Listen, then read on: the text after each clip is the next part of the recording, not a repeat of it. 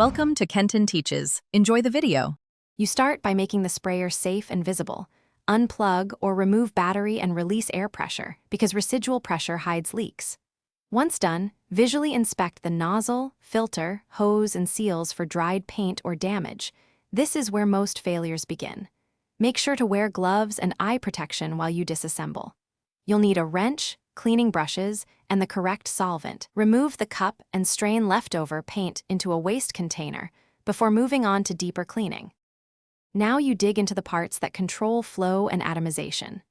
Begin by removing the nozzle, needle, and air cap, then soak them in the recommended solvent for 10 to 15 minutes. This dissolves dried coatings.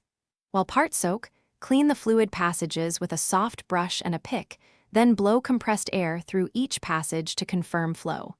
Make sure to check O-rings and seals for cracking. Replace suspect parts because compression failures and leaks often masquerade as spray problems. Reassemble the sprayer carefully, matching orientation and sequence.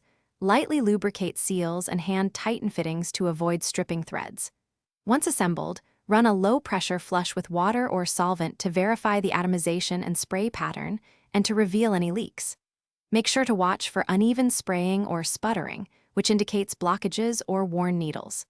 If problems continue, swap in a new nozzle and needle, verify pump pressure, and consult the parts diagram. These steps Thanks for watching. Please subscribe if this video was helpful.